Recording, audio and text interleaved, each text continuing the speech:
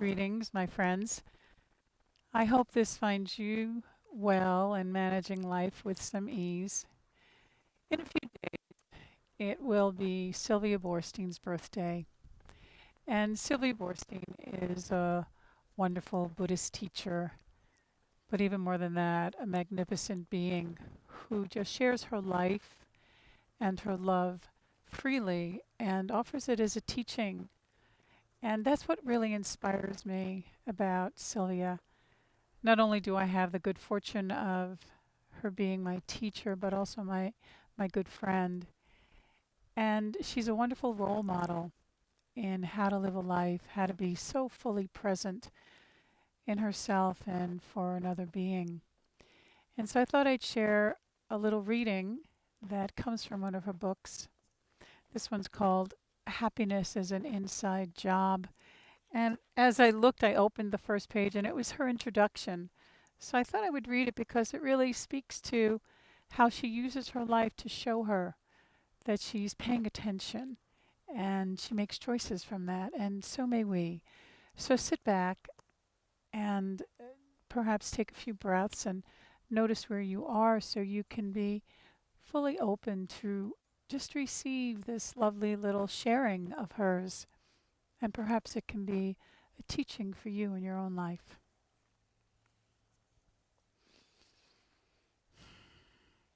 It's called The Best Way to Live.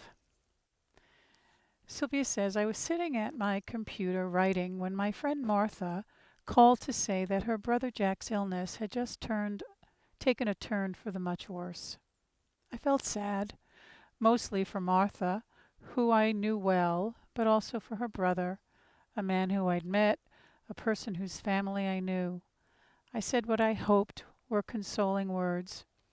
And as soon as our conversation ended, I went back to writing, eager to resume because I'd had what I thought was a good idea just as the phone had rung. And then I realized I'd forgotten the point I was about to make, and I heard myself think, so inconvenient of Jack to get worse just today. I felt my heart wince at the thought, and then I stopped. I turned off the computer, I lit a candle. I sat in my rocking chair and looked out the window. I thought about Jack and his children and grandchildren. I thought about Martha in her 60s, who often described herself as Jack's baby sister, and about Martha's mother, almost 90, facing the loss of her son. Pretty soon I found myself thinking about other people I knew who were suffering. I thought good wishes for them, individually for as long as I could keep up. And then collectively, when I realized my list was enormous, I said the prayer phrases that are part of the ritual metta, loving kindness practice, which end with, may all beings everywhere be happy and peaceful and come to the end of suffering. I felt better. I looked at the few late summer flowers still blooming on my deck outside my window. I thought about how fragile all life is and how quickly it passes. I was glad to be alive. I thought about my family, all on that day, well, and felt fortunate. I thought about my friends who were well and prayed that they would thrive. I wished everyone could think of I wished everyone I could think of well. At some point, I had the thought, go back and finish the writing. But no impulse arose in me to move. I felt peaceful and very happy.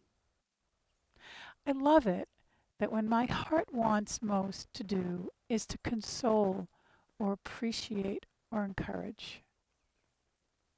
It feels better in relationship. I imagine it ever on the lookout for an object, a frightened friend, my own chagrined self, the world around me that it can connect with.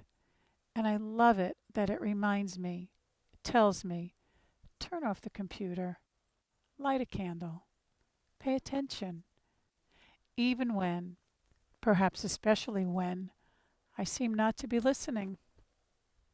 I feel delighted to have born into what the Buddha called this realm of 10,000 joys and 10,000 woes, with mind and heart primed to respond out of wisdom and out of natural benevolence with kindness. I thought, this is the best way to live. I also thought about how easily my mind forgets what it knows, how easily it falls in confusion and out of caring connection. So I decided to write this book.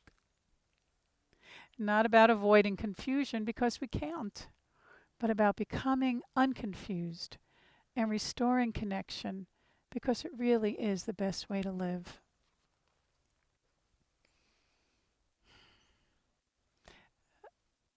About, but how does she say it?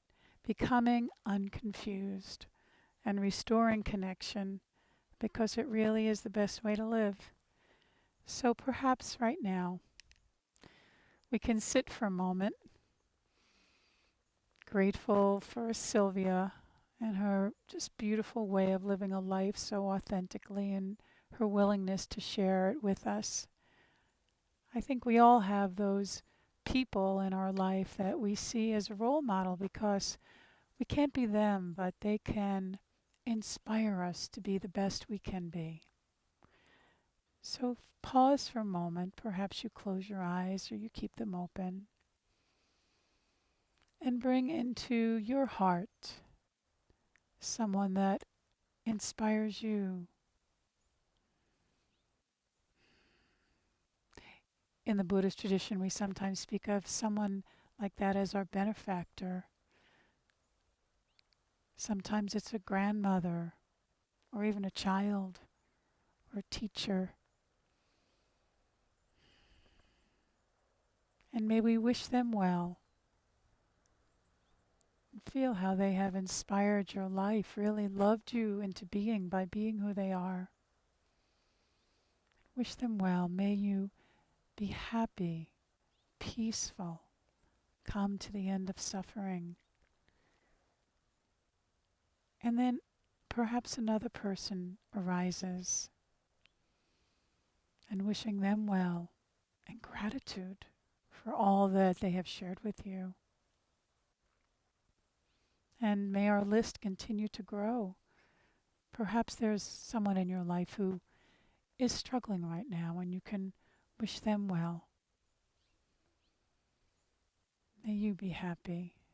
May your struggles soften. May you be free of suffering.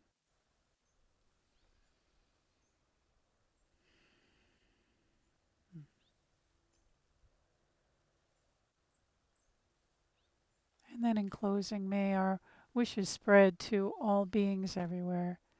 May all beings everywhere be happy, be peaceful, and come to the end of suffering. All beings everywhere, without one exception.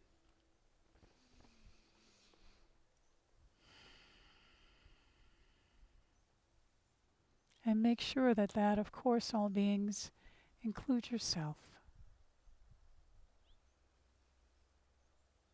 And then bringing your hands in prayer in front of your own heart, a gentle bow to your heart. So blessings to your own heart, to each other. Happy birthday, Sylvia. Jabagwan, everyone. Blessings to you on this day. Take care of yourself, and may we take care of each other.